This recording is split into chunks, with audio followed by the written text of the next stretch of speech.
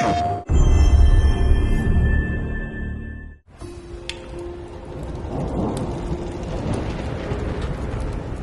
quite the storm we're having. Seems Fimbulwinter's here to stay.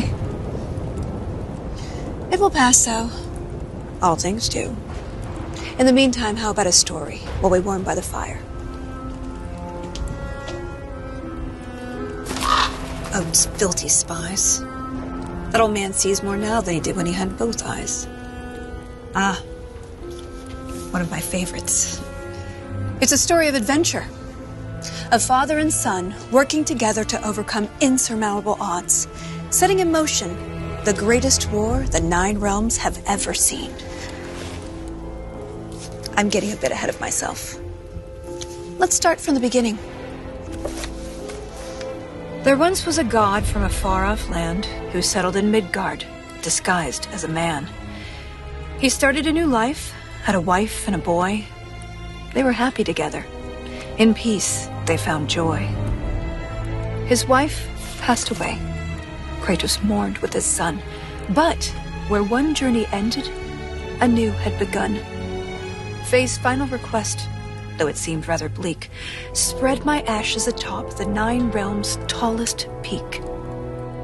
As they readied themselves for the long road ahead, a stranger accosted them in their homestead. Baldur sought answers as Odin's hand. Kratos gave none to the Aesir firebrand. They made way for the mountains. Kratos taught the boy skills, keeping godhood a secret but training to kill. Gods were always in danger, this Kratos knew, but secrets, he'd learn, could harm the boy too. They found Mimir in a tree, punishment for his wrongs, so they lopped off his head, and they brought him along. Mimir held ancient wisdom and knew the lost god of war. He warned, tell the boy, but Kratos ignored. No, now hold on a minute. Is that all that's in there about me? Something to add? Actually, yes, I do. You see, Odin, in all of his dreadfully paranoid wisdom, trapped me in that bloody tree for perceived wrongs, and I led quite the colourful life before even meeting him. It all started when I was just a lad in the service of a great fairy king. Riveting stuff, really. We'll have to get back to that later. No, don't turn the page. I wasn't finished. If Mimir were telling the story, we'd be here all day. Anyways, they met Freya, masquerading as a witch in the woods. A god knows a god. She would aid where she could. She cautioned, you must tell your son he's divine. But Kratos dismissed her. He'd regret this in time. On the road, Baldur's allies, Thor's sons, attacked. Something snapped in Atreus as he tried to fight back. The Aesir lost the battle, but Atreus fell too. Kratos rushed him to Freya. She would know what to do. Freya was disheartened with the father's neglect, but with the heart of Hell's troll, she could save his son yet. Kratos thundered through Helheim and slew the great troll. He had captured its heart, but in his burned a hole. He returned with his offering. Freya cast a keen spell, and Atreus was healed, though not all was well. Kratos sat with his son, and for once he was true, revealing he was a god, and Atreus was too. Delighted at first, it seemed all would go smoothly. Then arrogance followed and bent Atreus toward cruelty. With tensions flared, Baldur preyed on their discord, casting back into Helheim Kratos and his ward. In Helheim, they learned Freya caused Baldur's plight. His mother's ill-conceived curse robbed his life of all light. They emerged from the realm as they neared journey's end, but Baldur appeared and attacked once again. Atreus and Kratos were ready this time, stronger together with their power combined. Freya intervened on behalf of her son, begging Baldur's forgiveness for all that she'd done. Baldur strangled his mother. Kratos lunged with a snap. Baldur slumped. Freya wailed. And he died in her lap. Something changed in the world. Snow started to fall. The dawn of Fimbulwinter. The dusk of it all. Atreus asked, Is this what it means to be gods? Killing our parents forever at odds? No! Kratos bellowed as he dropped to one knee. We will be the gods that we choose to be.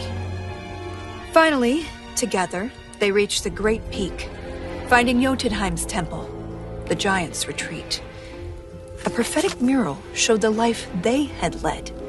The boy's mother was giant, they learned as they read. Atreus walked to the cliffside. Kratos eyed the wall slowly. Beneath the boy's picture, a name was etched. Loki. They scattered her ashes and watched as they lifted. Over rolling red hills, the wind danced, and it drifted. Standing side by side, feeling hopeful and new, the boy was at peace. And the father was too. With their promise fulfilled, they returned to their home. They trained day after day, lest they'd reap what they'd sown. Atreus grew restless. Wary, Kratos remained. Ragnarok loomed as the great winter waned. Don't tell me you're thinking of stopping here. Things were just getting good. Well, I suppose we could go on a bit longer. An excellent idea. This is the most dramatic part. On second thought, perhaps we'd better cut it short.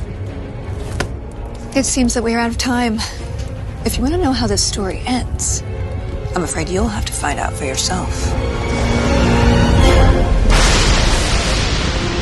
Until then.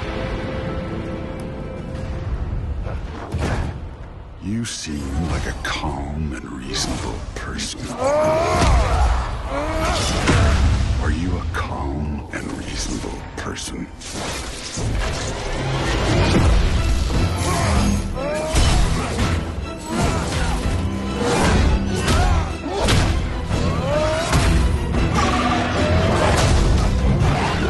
In moments of crisis,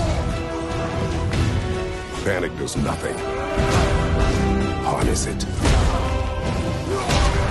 Let it serve you.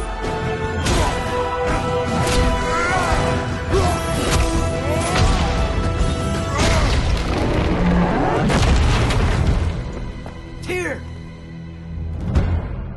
Are you coming with us?